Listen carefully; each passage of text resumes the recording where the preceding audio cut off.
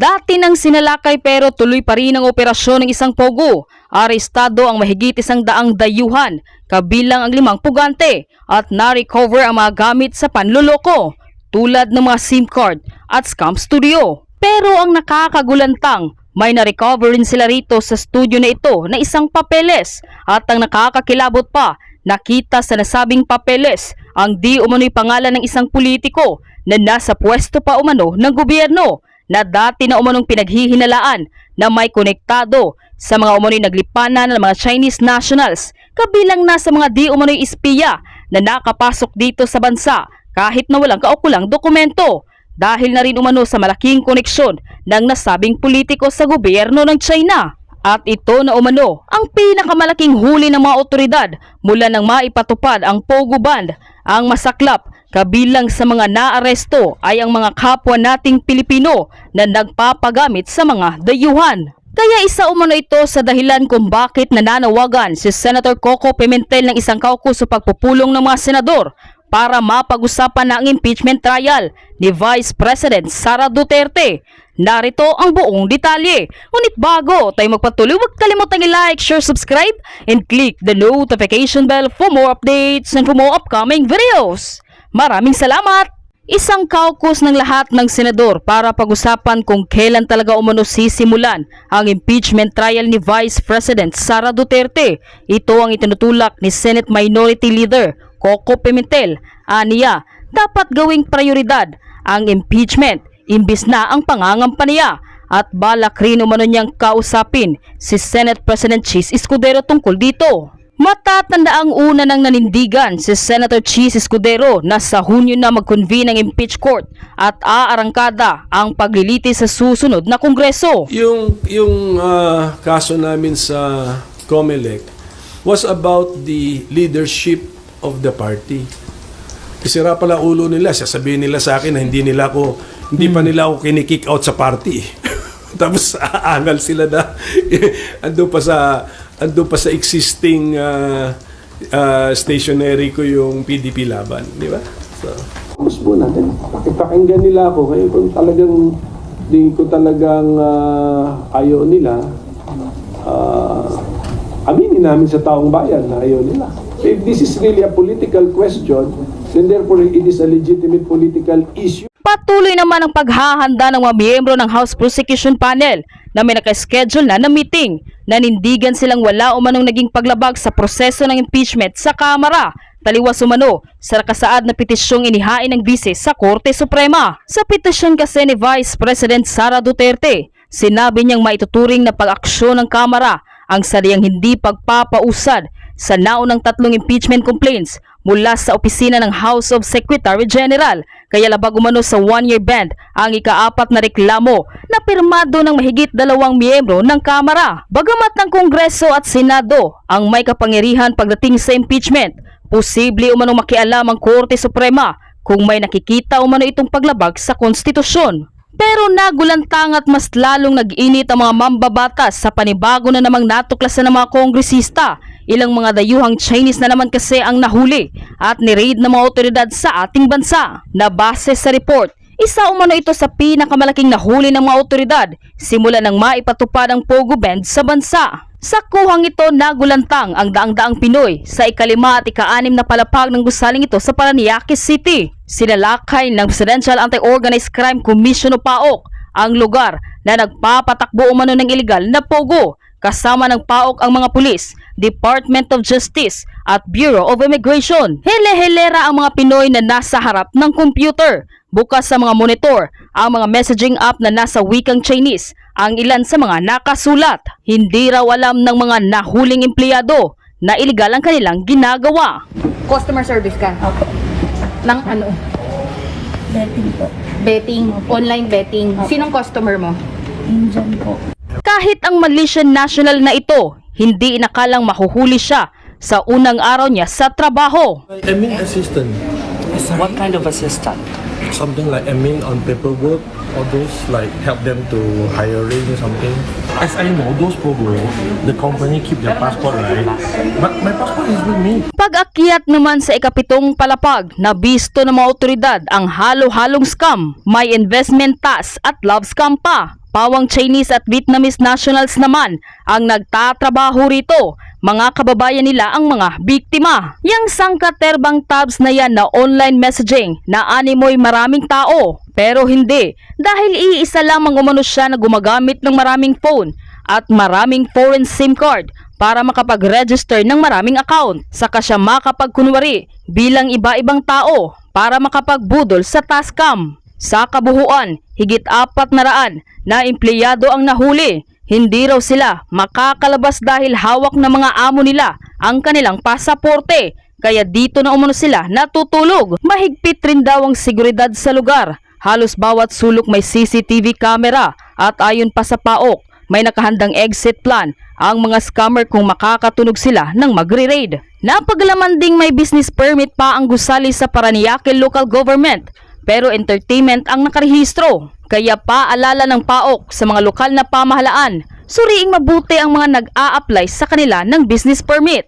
Bilyon-bilyon kasi ang nawawala sa ekonomiya ng bansa dahil umano sa pamamayagpag ng mga Pogo Hub na nang bubudo lang pala. Posibleng pagpaliwanagin umano ang Parañaque City Local Government kung paanong nakalusot ang Mega Scam Hub. Bukod pa dito, nabuking rin ang 44 na luxury cars na di umano'y pagmamayari ng mga Pogo bus na hinahanapan ng mga papeles para malaman kung nagbabayad ba ng buwis. Ayon sa customs, kasama umano ang shop sa ilang establishmento na hinihinalang pinagtaguan ng mga luxury cars ng mga Pogo bus na umalis na ng bansa. Base umano sa intelligent report, ipinapatago lamang ang mga mamahaling sasakyan sa halip na ibenta sa murang halaga. Bibigyan aniya ng 15 araw ang mga may-ari ng sasakyan na makakapagsumite ng proof of payment of correct duties and taxes. Tinitiyak naman ng Autovolt na makikipagtulungan sila sa customs at sa investigasyon. Samantala, isang matinding sagutan naman ang naganap sa pagdinig ng House of Representatives sa pagitan ni Honorable Rodante Marcoleta at Philippine Coast Guard J. Tariela. Naging mainit ang naging batuhan nila ng salita na tila halos naging tahimik ang buong komite. Maliban sa dalawang nagbabangayan, ito ay dahil umano sa pagtawag ni Representative Marcoleta kay Tariela na mangmang. Kaya naman naging maanghang ang naging batuhan nila ng salita na humantong sa mainit na sitwasyon. Bakit naman kasi umano tatawaging mangmang ang isang opisyal ng isang Philippine Coast Guard na patuloy na nakikipaglaban at nakikipagsagupaan para sa bansa laban sa China upang protektahan ang karapatan at pag-aari ng mahal nating Pilipinas? Narito ang napaka-intense na sagutan ni Honorable Marcoleta at Tariela na humantong sa mainit na sitwasyong ito. Panuurin, pakinggang mabuti at kayo na ang bahalang humusga. YouTube, sabi po ninyo kanina, lahat ng election misinformation, katulad po ng mga contents that might negatively impact free and fair democratic elections, ay tinatanggal po ninyo, sir. Tama po.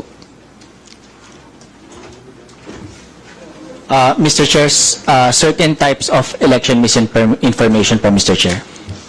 Kasi po ngayon, actual po yung nangyayari sa akin. Ako'y binabas po ng, hindi naman po masyadong marami. Ngunit, dahil nga po doon sa pagkakasabi ko na there is no such thing as West Philippine Sea, meron pong isang Commodore na tumawag sa akin na traitor. Do you understand, attorney, the word traitor? Yes, Mr. Chair. Yun ba ay shocking? Yun ba ay incendiary? Yun ba ay demeaning or inappropriate language for a member of Congress like me?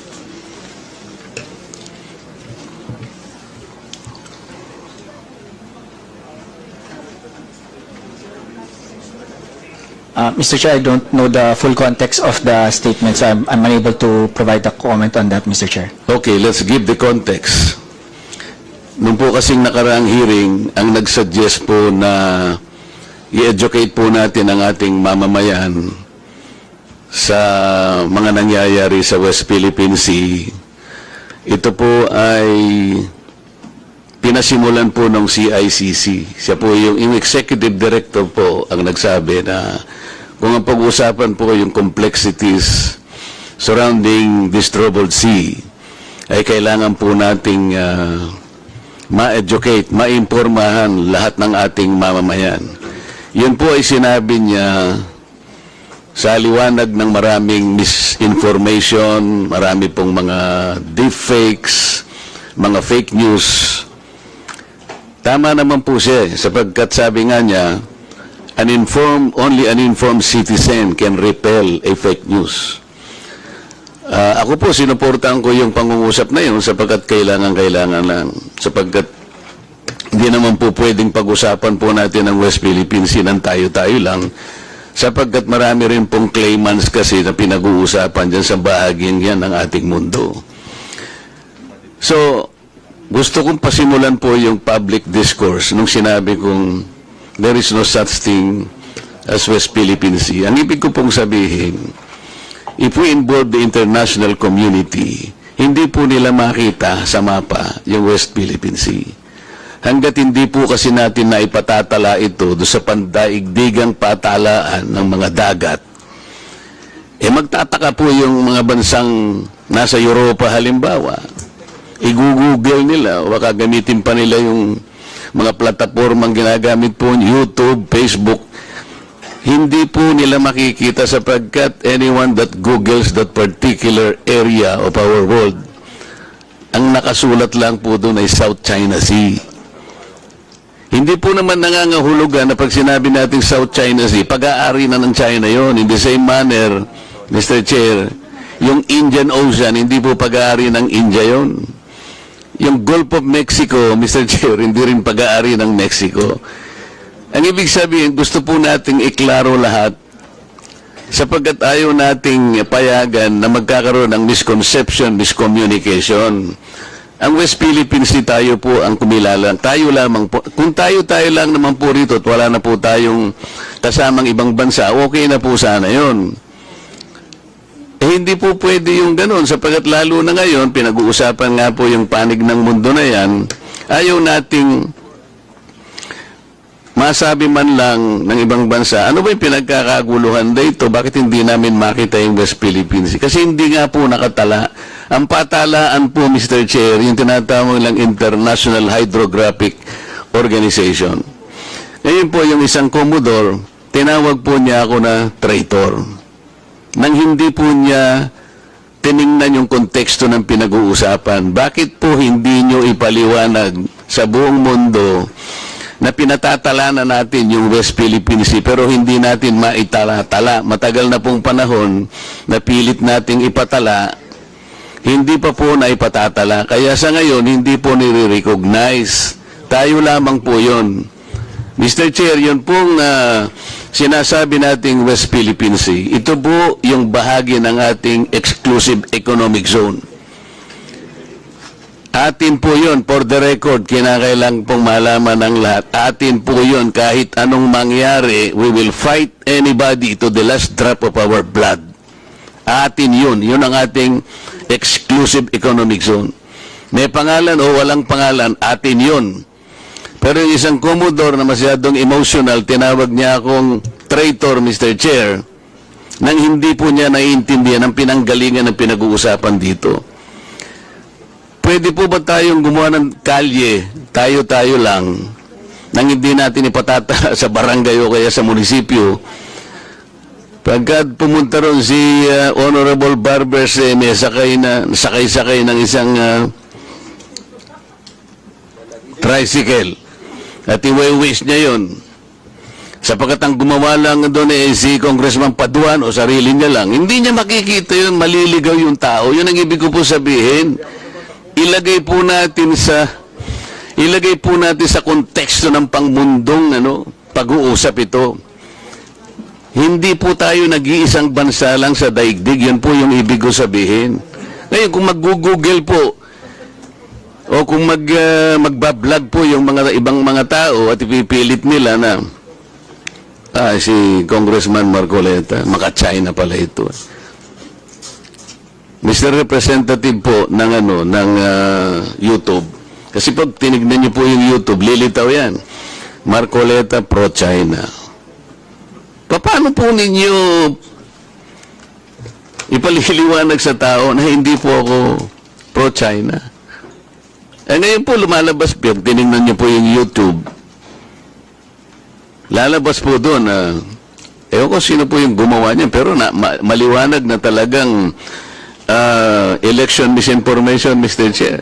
Lahat kanya ng kandidatong senador ni PRRD ay financially supported by China. Nandyan po ngayon sa YouTube. Lahat po niyan siguro nakikita nyo na. Paano po ito, hindi po niyo ite-take down itong mga contents na ito, sir?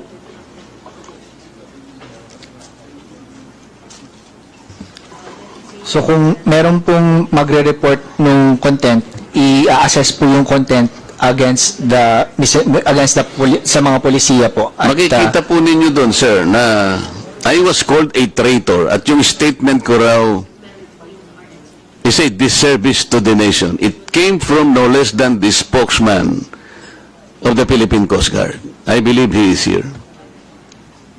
May I request, Mr. Chair, that the Commodore sit in front or near us because there is still a vacant seat here between the Honorable Franz Castro and Yusek Nicolas Felix. Could you please occupy this seat, sir? Yes, kindly accede to the request of the Honorable Marcoleta.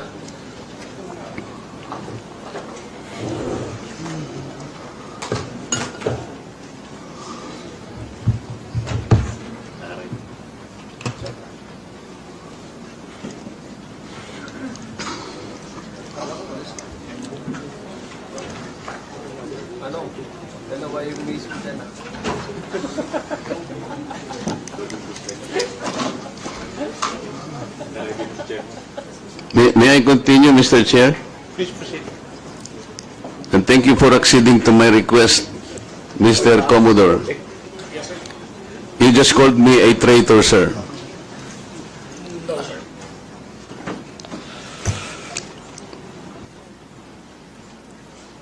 Nasa Facebook po, nasa social media. Yes, sir. I didn't use the word traitor. Mr. Chair, with your permission. Butit inulit mo, Commodore, bago ka sumagot doon sa tanong niyang Juan, patapusin mo muna yung legislator and then you wait until you are recognized by the chair, okay? Yes, sir. Thank you. Thanks, sir. Please proceed. You said that you did not say that I am a traitor, but it is in the social media. Did you take an effort to clarify that so that you could not mislead people because they might believe that you have said that? It is only now that you are disowning this statement. Mr. Chair. Mr. Chair. Yes, sir. To the Honorable Marcoleta, sir.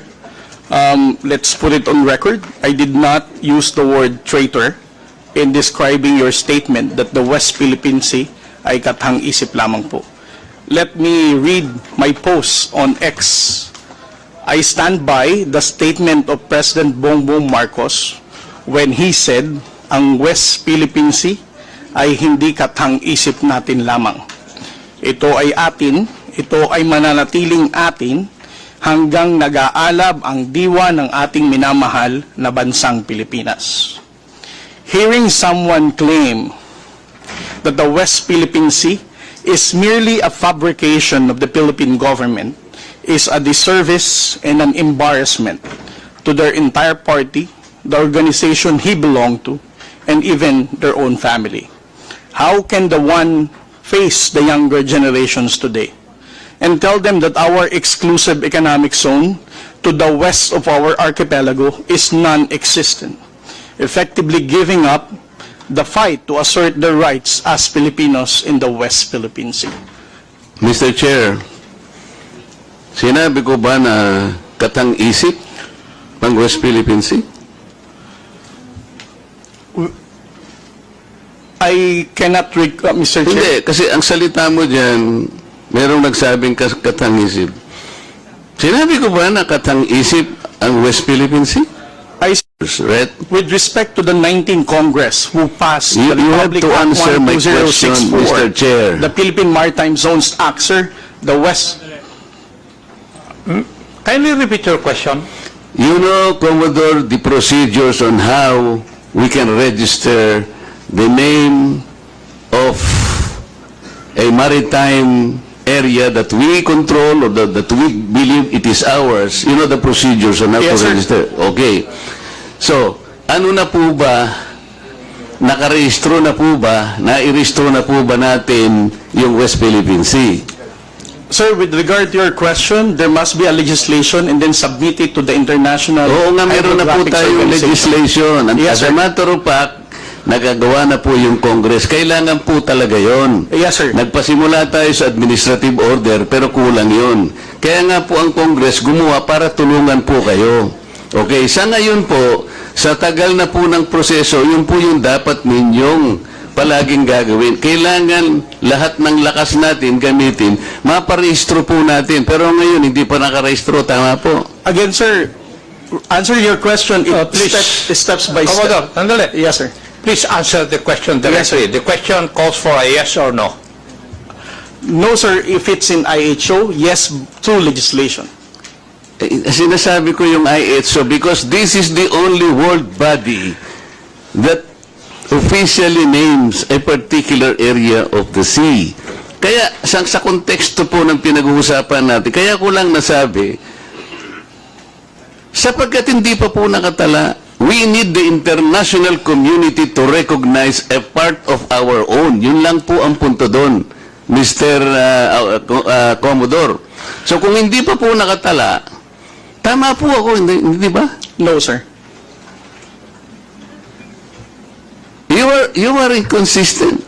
No, sir, I did not say that you're correct. I will not agree that you are correct. West Philippine Sea is our exclusive economic zone.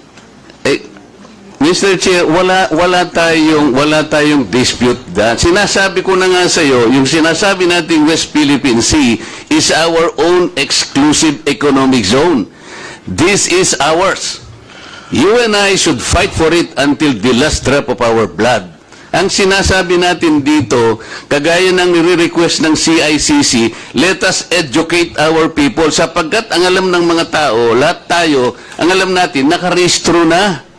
Ang sinasabi ko, hindi pa po nakarehistro.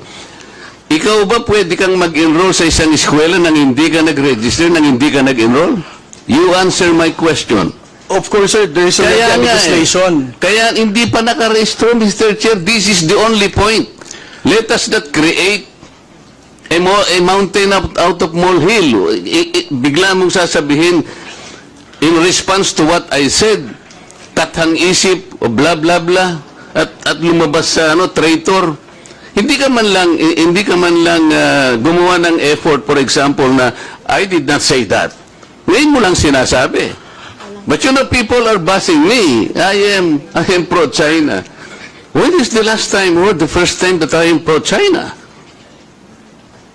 Again, Mr. Chair, I never said that you are a traitor.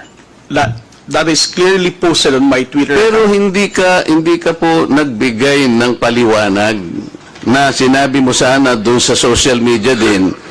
Bakit nyo ina-ascribe sa akin na sinabi ko na traitor si Kong Marcoleta? I did not say that. It is only now that you are explaining na wala kang sinabi. But kumalat na sa social media, kaya nga tayo nandito.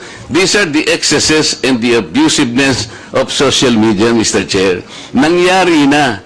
Kahit na ilang libong mag-explain ka dito, yung tao narinig na nila na ikaw ang nagsabi. Because meron ka pang litrato dun eh.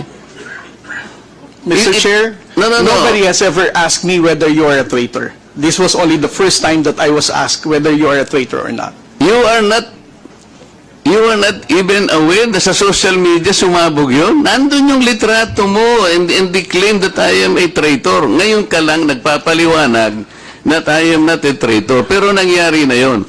Mr. Chair, I don't think that I'm under in any obligation to respond to all those social media Mr. posts Chair, by vloggers, now social he is- media influencers to tell them that Mr. they're Chair, wrong. Siya muna. sabi niya wala siyang obligation. Sandali. finish your statement. Yes, sir. Mr. Chair, Honorable Marcoleta, sir, I think I'm no under obligation to tell all the social media influencers, to bloggers, defend your name, tell them that you are not a traitor. Again, I did not mention that you are a traitor. It's not, those words did not come from me.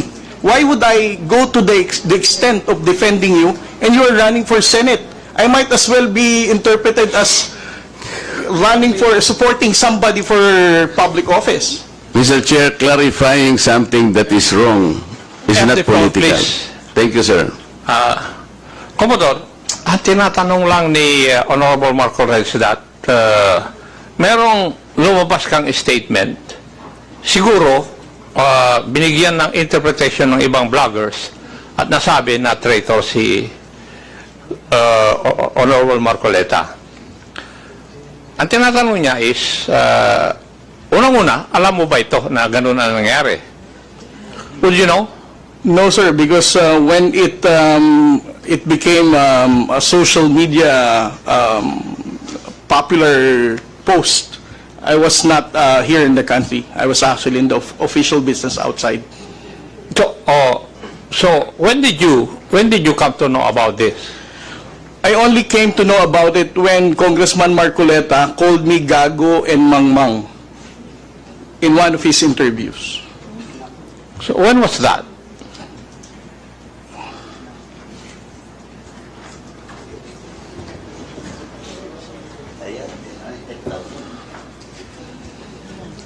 During his interview last February 10, huwag tayong magpagago at magpaka-ignorante katulad ng Commodore na yan.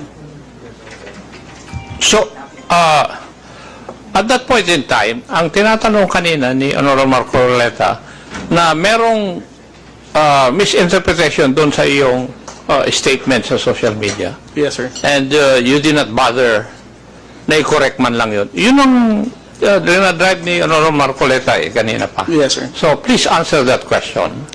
You did not do anything. I did not do anything, sir. Okay. Why?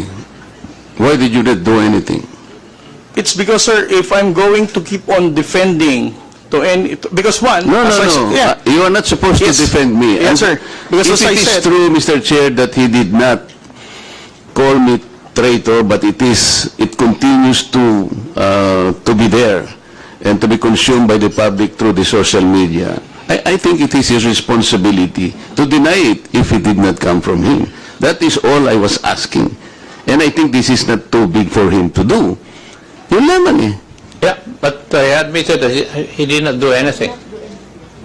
Yun na nga, that's why I'm asking why is it not important to you to correct something that did not originate from you? It's because, Mr. Chair, the only time I learned about that was when I heard about your interview calling me Gago and Mangmang. Why would I even defend you if you're calling me Gago? As a commissioned officer of the Philippine Coast Guard, being a spokesperson, calling me Mangmang, not knowing what I'm saying. But actually, if you will read that context, How would I even the defend act of you? doing it Sandali, is the one that is tapusin gago. mo muna Di siya. ba? Yung ganon, not necessarily the person eh. Eh sabi ko nga sa'yo, kung kinurek mo man lamang yun, because it continue to be there in the social media, Mr. Chair, yun ang nakakasama sapagkat people, mamamatay siya coming from you.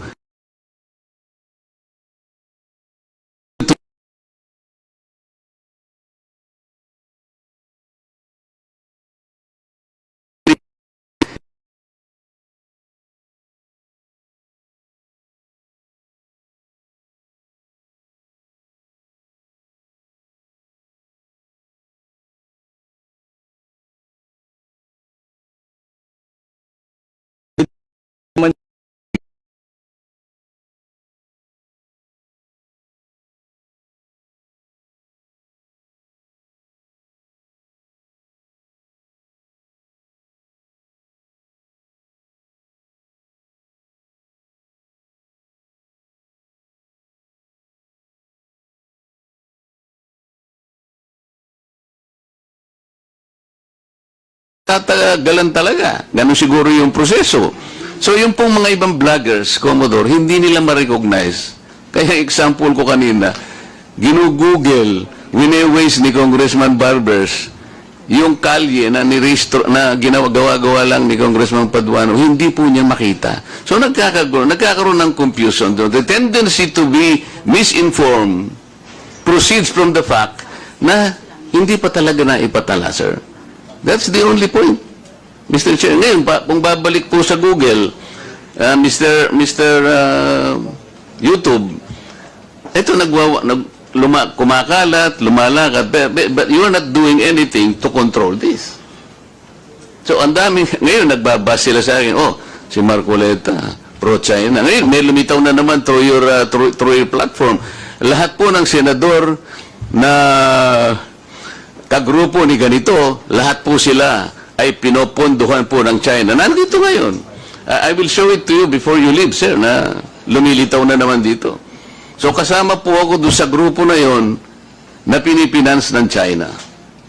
Ganun po eh. So it becomes now an election misinformation that will impact on the credibility of the election. Maaring mamislead po na naman ang mga tao. Yun po yung ating gustong ayusin. Yung misconception and misinformation. Lumitaw lamang po kasi sa kawalan ng information na hindi pa po natin naipatala, Commodore. Hindi pa nakatala talaga officially. Tayo-tayo po, walang problema eh. Kung tayo-tayo lang. Sapagkat yung bahagi na yun ng ating karagatan, may pangalan man yan o wala. Sabi ko nga sa'yo kanina, tayong dalawa ilaban natin yun hanggang sa huling patak ng ating dugo. Atin yun at walang makakapagpabago nun. Ang problema, nagkakagulo tayo because of that misconception. Walang masamang tinapay doon, Mr. Chair. I want to explain that. Ngayon, ako nagpapasalamat ako sa'yo at sinabi mo ngayon at naliwanagan na hindi mo pala sinabi yung I am a traitor. So, salamat kahit nahuli. Sabi nga natin, Mr. Chair, huli man daw at magaling na ihahabol din. Kaya lang ang problema ko ngayon, Mr. Chair, yun pong kumakalat na akala nila sinabi mo. At lumaki nga, sapagkat siguro, dahil medyo nasaktan naman ako, nakapagsalita ako ng wag nating depensa ng sariling atin na magiging emotional tayo o kaya nagpapakagago tayo. So, kaya lumaki ng lumaki dahil lamang doon. But the context, Mr. Chair, the context is gusto nating huwag gamitin ang misconception or misinformation, lalo na ng mga vloggers, sa lahat po ng bahagi o aspeto ng ating buhay. Ang West Philippine Sea ay atin, Commodore. Yes. Because this is the exclusive economic zone of the country. And there is no changing that fact. Kahit anong magbali-baligtarin natin ang mundo natin, atin ito. Kaya lang ipatala po natin yung pangalan para po hindi gamitin sa misinformation. Mr. Chair, thank you very much. Well, I think we have seen one of the ill effects of misinformation. I think everybody will agree to that. That is one of the ill effects of fake news or misinformation. Would you agree? Yes. So next time, kasi hindi ako nagbabasa kasi sila mga ganyan eh. Para hindi ako apektado. Yan ang ko. Yes, Madam Tikia. Mr. Chairman, I would just like to, with the indulgence of the Chair and the members, I also take exception to what the Commodore has labeled me as being makapili. In my testimony the first time, I said I am not pro-China, I am pro-Philippines. But I'm not makapili. He labeled several people as being makapili. And ako po'y apo ng isang guerrilla. So I took offense on that and I stopped following him. Ang nangyayari ho kasi reverse ngayon eh. Pag ang tao nasa gobyerno, nililabel ka as being makapili, just like that. And you know the reason, Mr. Chairman, why he called me makapili? I had an interview with a Chinese journalist. That doesn't make me makapili. That doesn't make anyone makapili. So, wag sana po natin dadalhin yung usapan sa kine-question yung katauhan ng tao. That's why I never followed him. I used to follow him. I used to question him. But after labeling me as makapili, na hindi po, alam na alam ng karamihan ng kaibigan ko, nag-decide na sana ako sa ibang bansa, pero umuwi ako. Pero for a man in uniform to call me makapili, that's insulting. Yun lang, sir. Any statement, Commodore? Yes, sir. The Global Times is a known propagandist of the Chinese government. If you're going to look at those personalities na in-interview ng Global Times, you're going to doubt what is the objective, why such personalities are being interviewed. If you're going to look at the posts of those people who were interviewed and who gave comments about our fight in the West Philippine Sea, I think that's where I'm getting that kind of assertion. Again, this is just an opinion, but those opinion is guarded on what I have seen so far in their social media posting about how they reacted on our responses in the West Philippine Sea, about how they downplayed the level of aggression that the armed forces of the Philippines and the Philippine Coast Guard is experiencing in the West Philippine Sea, not to mention the abuses of the Chinese Coast Guard against the Filipino fishermen in Bajo de Masinloc. I am not labeling anybody as makapili unless you're going to support and toe the line for our fight in the West Philippine Sea. Ang laban po natin sa West Philippine Sea requires amplification of truth and factual narrative. Let us not distort the messaging of the Philippine government. Ang laban po ng West Philippine Sea, hindi lamang po ito laban ni Pangulong Bongbong Marcos. Laban po nating lahat ito bilang Pilipino. I agree with you, but that doesn't give you the right to label people unless you have concrete pieces of evidence. When you label people wrongly, they are committing a crime. Would you agree with that, Commodore? Yes, sir. I definitely agree. And that's why I'm looking into my social media whether I clearly identified Ms. Maluti Kia as a makipili. Sir, you tagged me. That's why I stopped following you. And that was, sir, Mr. Chairman, that is one interview. I received invites for interviews, whether political, whether campaigns, and that is one. How can you label me without knowing me first? That's my point. Being makapili, in your time, in the time of my grandfather, and this time, it's something that we hold dear. We do not want to be labeled makapili. But he readily labeled me with one interview. That doesn't define me. That doesn't define my belief in the Philippines and on South China Sea. At Commodore, ang laban ho sa South China Sea, nagsimula pa yan noong unang-una pa. Mr. Chairman, hindi point lang of order, ngayon. Mr. Chairman. Sandali. Thank you, Mr. Chair. Yes.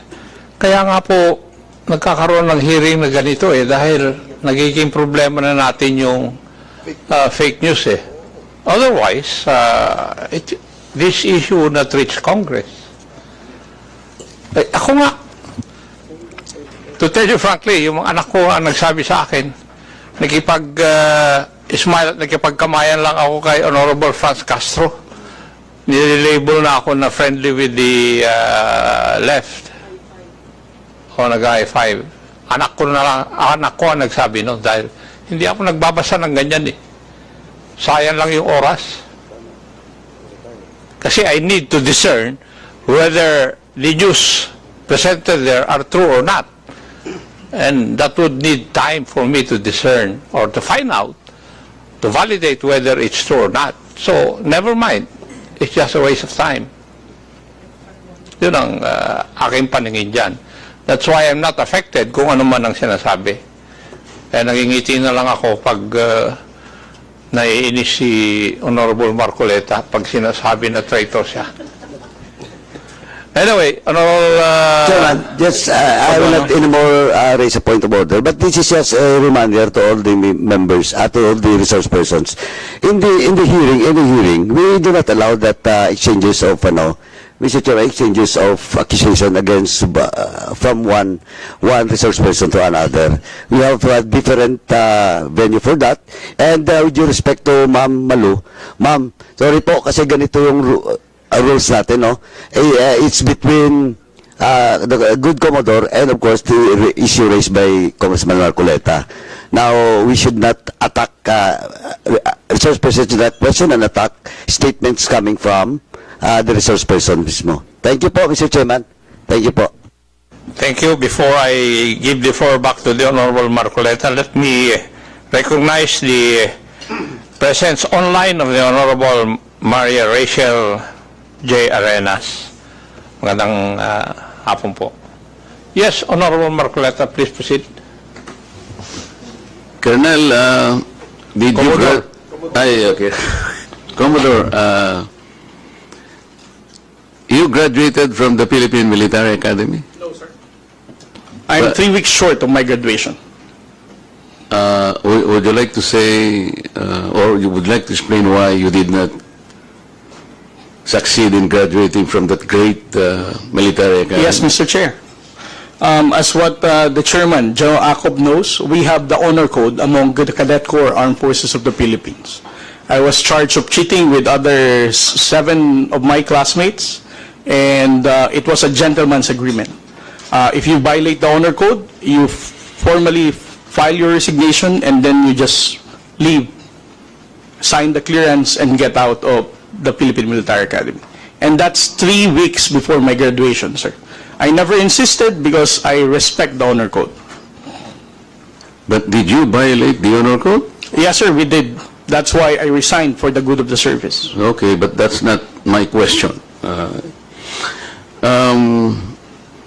We need to defend our exclusive economic zone with all our might and with all our life, because it is ours. Hindi lamang yung EEZ, merong continental shelf, territorial sea and all this. These are maritime rights, which even the UN Convention of the Law recognizes. We had an award, yung arbitral award between the Philippines and China, and the subject matter is the South China Sea. You know that, Yes, I'm sure. In that particular award, the tribunal ruled that the Scarborough Shoal is a traditional fishing ground. Yes, sir. I'm sure you studied that. Traditional fishing ground proceeds from the traditional fishing rights, or TFR, which is a private right fully recognized under public international law. Yes, sir. You agree? Traditional fishing ground. And in that award, the tribunal said, well, the Vietnamese, the Chinese, and the Filipinos can freely fish in that area because it is a traditional fishing ground. Mr. Chair, I think the good Commodore and the rest of the agency that is bound to protect our fishermen could have started along that line.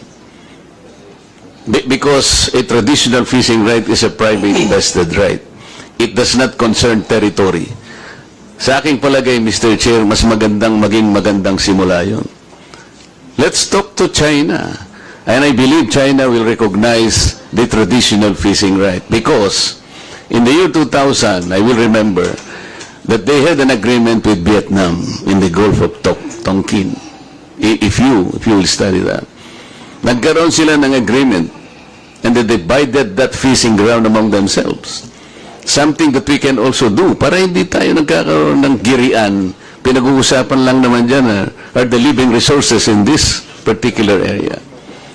Bakit hindi po natin binibigyan ng emphasis? Why don't we initiate something positive along that line?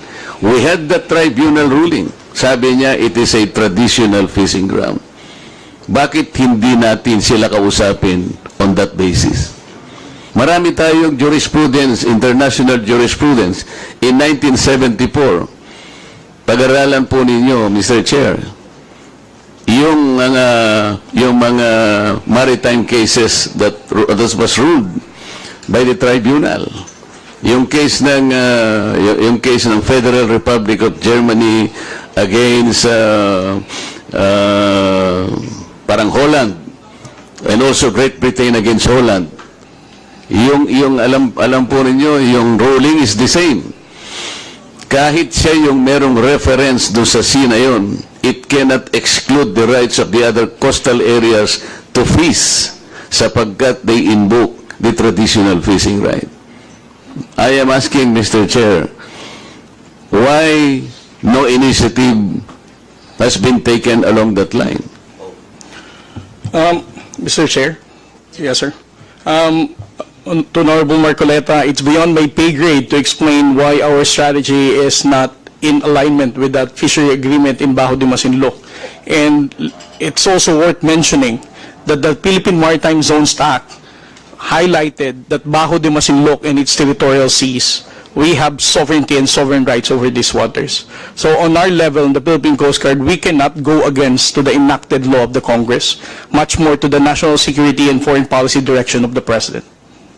I am not saying that it is within your pay grade to discuss it with the Republic of China. What I'm saying is maybe because you are a member of the Philippine Coast Guard, you could have talked to the other agencies of government higher than you that we could be initiating this along this line.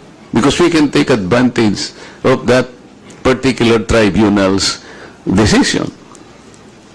Hindi ba? Pwede naman natin gamitin yun eh. Sabi ko nga sa'yo, ang daming cases, maritime cases, disputes ruled by the same tribunal. Oh, ito, gamitin natin because they are all involved traditional fishing rights. Eh, yung arbitral award natin, eh, sinabi nga that the Scarborough Shoal is a traditional fishing ground. So, sinasabi ko lang, pwede tayong mag-initiate along this line because we are backed up by the award. And another, Mr. Chair, have you read the entirety of the UNCLOS? Not the entirety, sir. I won't pretend that I have. Even if I read, I'm not a lawyer. I have a PhD in international relations, but I'm not a legal person. So I won't claim that I fully comprehended the contents of the entire UNCLOS. Understood. Okay, so what about the aspect of that particular UNCLOS document that relates to the particular maritime area that is now called South China Sea? The South China Sea is a semi-enclosed sea. Did you find in the UNCLOS the significance of a semi-enclosed sea? I think it is under Article 123 of the UNCLOS. Kung tinatanong ko lang, sir, kung nabasa mo lang. Mr. Chair, I'm not the proper resource person to respond to this kind of question, sir. Thank you. Mr. Chair, because I am raising that particular issue because if the most responsible agency will look at it, there is a connection on how we should approach the entire problem because the entire South China Sea is a troubled sea. Kaya dapat inaaral natin, saan kaya tayo magsisimula? Ano kaya ang magiging basihan sana natin to approach this issue? Because if you will look into the definition of a semi-enclosed sea, which is under Article 123, makikita natin doon, Mr. Chair, na yung palang mga coastal states, kasi tingnan po ninyo, imagine it, on the north, nandun po yung China, on the east, nandyan ang Philippines, on the west, nandyan ang Vietnam, southern part, nandyan ang Malaysia. Kaya, at meron din Taiwan on the north. Kaya tinawag po sa UNCLOS, Mr. Sen, na semi-enclosed sea. What is the significance of the semi-enclosed sea? Sinasabi po ron, pagka po yung body of water is a semi-enclosed sea, lahat po ng coastal estates has the responsibility to coordinate, to cooperate in the exploration, the research, development of that area. We can utilize that as the cornerstone of our defense na. Sinasabi pala rito, dapat cooperative ang approach. Hindi sa'yo yan. Kasi even in the description of the sea, tayo-tayo dapat nagko-cooperate. So, sinasabi ko lang ito, Mr. Chair, because of the complications and the complexities of the South China Sea. Kaya po, kahit na konti lang ang panahon, gusto ko makakontribute na ito po ang dapat nating pagsikapang aralin. So maraming salamat po, Mr. Chair, sa inyong pasensya sa akin na medyo nagtagal para ipaliwanag lang ng konti, alang-alang po sa pagkaunawa nating lahat. Thank you, sir. Thank you, Your Honor. The next interplate is the Honorable Raul Manuel. Thank you, Mr. Chair. In relation lang dun sa nasimulang topic, Mr. Chair, this is more of my... With your indulgence, Your Honor. There's a request of one of our resource persons, Attorney Yves Gonzalez of Google Philippines. Are there any members of this committee who would ask questions from him? Meron? Okay. So, pasensya na ito. Thank you. Please proceed, Honorable, Attorney Honorable Franz, can you ask your question from Juan? He has another meeting to attend. Thank you, Mr. Chair. So, hindi ko inabot kasi kanina yung parang pinag-uusapan yung violations doon sa, kumbaga yung inyong standard na doon sa platform. Ano-ano nga po ba yung mga violations doon sa platform kung bakit tinitake down ninyo or upon reporting, tinatanggal ninyo yung post? Mr. Chair, meron po tayong, yung pinaka-first level po, meron po tayong community guidelines. Community guidelines. So sa community guidelines po, andyan po yung mga pinagbabawal po natin yung hate speech, election misinformation, medical misinformation, or child abuse materials. So yun po yung mga example lang po. Sa community guidelines po yun. Meron din po tayong mas stricto, meron po tayong advertiser-friendly guidelines. Ito po yung mga additional po na guidelines para po sa mga nagmo-monetize po ng channel nila. Kasi po, ito po yung kumbaga additional rules pa po ito. Para po yung mga nagmo-monetize ng channel nila, meron pong additional responsibilities po na naka-impose po sa kanila. Okay.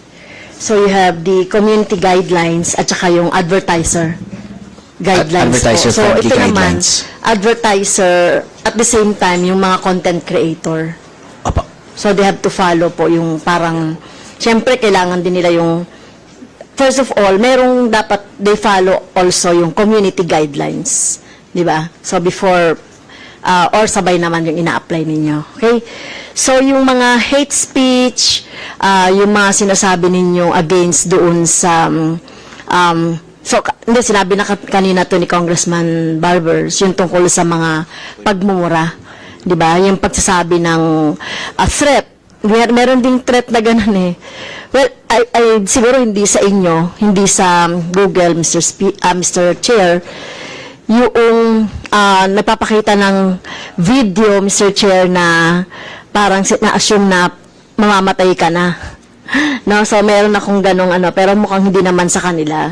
So, how do you consider that? For example, sa inyo, how do you consider that po? Kasi hindi sa inyo yan, sa ibang So, would you consider that as as violation from your community guidelines? Yung pinipretend na patay ka na? So kung sa YouTube po, for example po, may nagsabi po na content creator na napatay ka na po. So yun po ay isang example po ng election misinformation kasi po it goes to the qualification and status of the candidate kung kandidato po kayo, di ba? So yun po, madali po yun i-check. Tapos Okay. kung confirm po na buhay naman po yung sinasabing patay na kandidato, at yung content po na yon would be violative of the election misinformation policy at tatanggalin po yun sa platform. So even if walang nagre-report, halimbawa may ganong content, even if walang nagre-report, you are checking the content. I know, ano yan, thousands yan every day. So, meron bang ganong initiative ang Google Philippines? Opo. So, sa present ko po, Mr. Chair, 97% po ng natatanggal ni Google, ni YouTube, ay automatic na po siya na nade-detect. Meron po tayong 2% na galing po sa mga nagre-report. So, kung makikita nyo po, karamihan po, over yung malaking numero po, ay automatic na pong nade-detect. Pero, may mga kinds of violations po na yun po yung talagang kailangan may nagre-report po na user. So yun, sa numero po ni Google, 2% po yung user reported.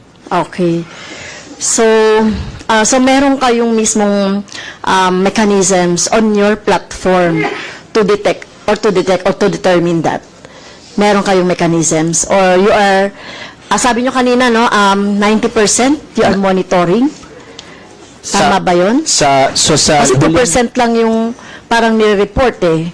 So, ibig sabihin niya, these mechanisms talaga to check yung mga disinformation or misinformation. O disinformation, kasi ano to eh, pag disinformation kasi, di ba, parang deliberately, no, na nagpapakalat ng mga maling information.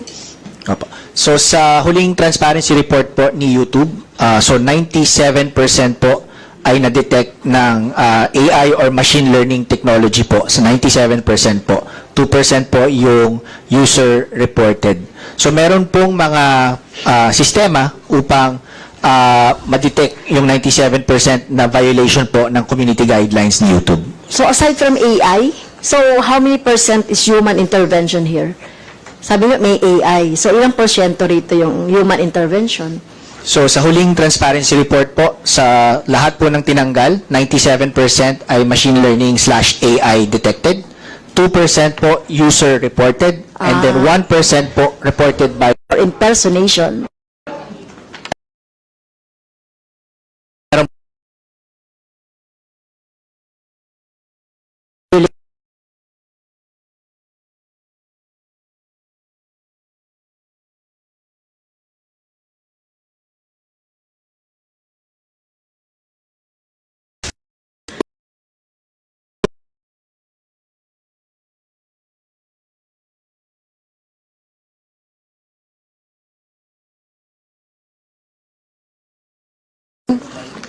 Paano niyo po nadidetermine na merong violation on impersonation? So, ito ba, using lang yung mga trolls na nagre-report ng sabay-sabay o nag-i-inform sa inyo na sabay-sabay? Kasi ganyan po yung experience na, hindi naman kayo, no?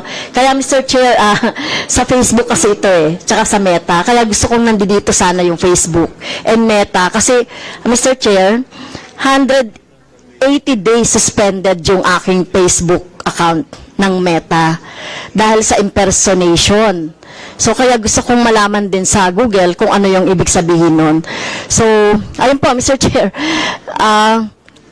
ano ba yung definition ninyo yan? Kasi yung kung ganun din ba sa definition ninyo doon sa Meta? Kasi wala namang misrepresentation, I think, doon sa aking account. No, kaya Mr. Chair, imbitahin natin talaga dito yung Meta at saka yung Facebook. So, Attorney Gonzales, so ano po yung sabi niyo po, sinasabi ko kanina, no, yung impersonation on your platform, how would you define that po? Mr. Chair, ito po, basahin ko po yung impersonation policy, Mr. Chair. Content intended to impersonate a person or channel is not allowed on YouTube. YouTube also enforces trademark holder rights. When a channel or content in the channel causes confusion about the source of goods and services advertised, it may not be allowed. So, meron pong mga example po. Okay, can you give us some? Don't post content on YouTube if it fits any of the descriptions noted below.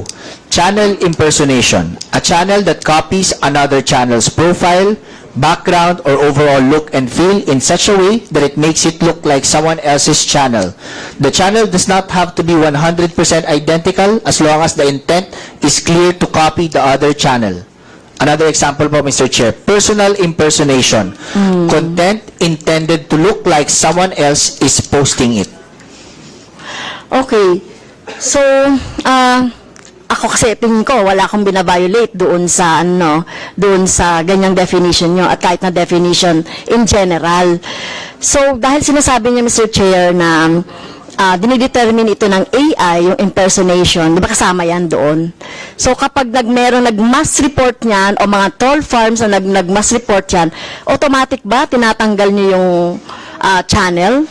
Sorry po, child sexual abuse content. Automatic na po tatanggalin nyo. Hindi na po kailangan na may mag-usap-usapan pa po doon. Pero meron po tayo. Doon na lang tayo sa impersonation. Yung po sa mga ganyan pong impersonation, dahil napaka-importante po dyan yung konteksto. Napaka-importante po dyan yung history. Yeah. Napaka-importante po dyan yung, is it satire? Is it, yung mga ganun po. So, in higher likelihood po, yan po yung merong human intervention na kailangan pong reviewin at pag-usapan. Dahil nga po, pagdating sa impersonation, meron pong clear cut, meron pong kailangan ng konteksto po. Okay.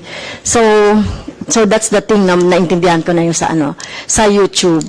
So, yun na po, Mr. Chair, kay Mr. Gonzales. Niraise ko lang ito, Mr. Chair, dahil meron talaga ako tanong dahil sa Facebook. Biro niyo po, Mr. Chair, yung aking channel. Not channel. Yung aking Facebook account o yung Meta account ay sinuspend ako ng 180 days dahil dito sa rason na to, impersonation.